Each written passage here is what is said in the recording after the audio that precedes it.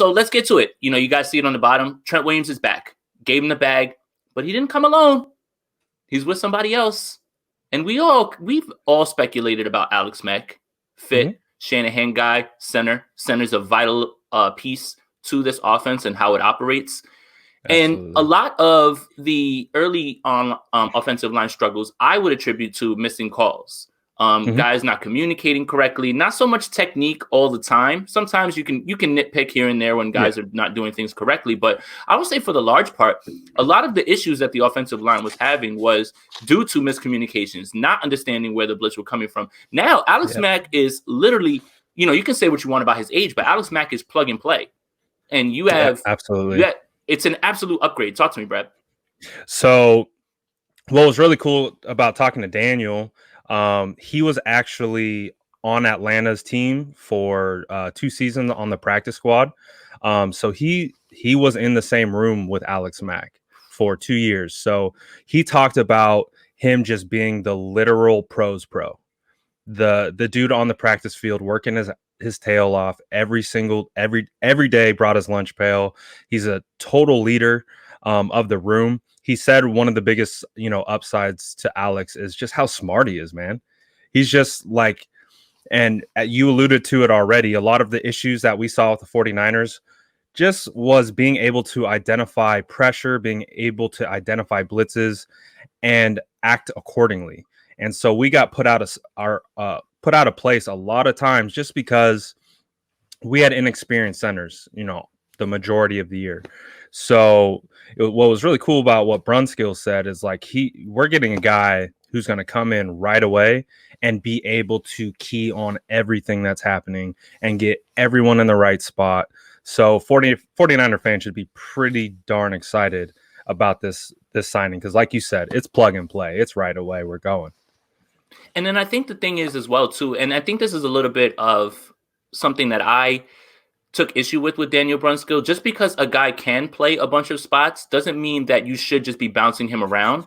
And I love the idea of Daniel Brunskill being able to take constant reps at right guard. You will see improvement. You will see a man who gets to key in on everything. You're an offensive lineman.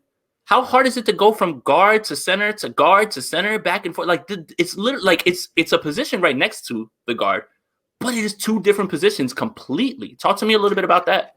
Yeah, so obviously playing guard, you're not having to snap or anything, but when you go down to kick down to center, you're already focused. You're more focused on the defense, the alignments they're trying to give you to get your rest of your guys, getting into protection.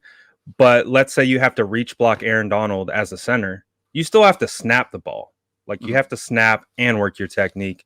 So when you're inexperienced and you're learning on the fly, basically for the first time in the NFL, it's a little bit difficult. But what Brunskill was talking about is this was literally been his path almost his entire career. He was a college tight end. As a senior, he was switched to tackle because they had some injuries. And then from there, he's just switched all over the offensive line. So with him being able to focus on right guard only, it should really bring some continuity and some consistency across the line that we really need.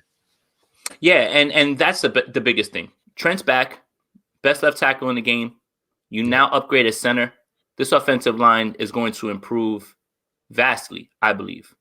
Say what you want about age. Again, experience, reputation, the way the guy plays. You saw how effective this offense was when Weston Richburg was upright and competent. Now, that's what you might be looking at right now. So 49ers fans have every right to be excited. And the thing that I was most afraid of with Trent leaving is, again, and I'll reiterate it because I've spoken about it on plenty of, the shows and things, is that when you send a third for him, then you take out the language with the franchise tag in his contract, and then he leaves and you get nothing because you don't get a compensatory pick because he has 10 accrued seasons in the league. That's where I was nervous. That's why I was like, first day of free agency and he's still not signed. It's like, come on, like, what are we doing? But you know what?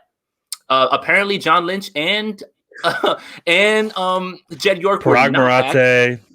They were not hacked.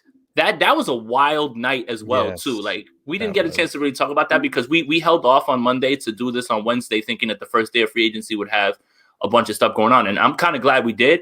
But that night, like really, the last 3 days on 49ers Twitter has been unifying somehow. I mean, you'd be hard pressed to find people right now that are upset with anything that's going on with this team as far as there's plenty of people that said, you can't sign Juice, you can't sign Verrett, you can't sign Trent.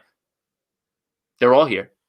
They're all here. And they all got contracts that they deserved. Obviously Trent being the leader of the pack, being paid as the highest offensive tackle in NFL history. The 49ers really showed him the respect he deserved. What did they give him? $55.1 million guaranteed over 6 years.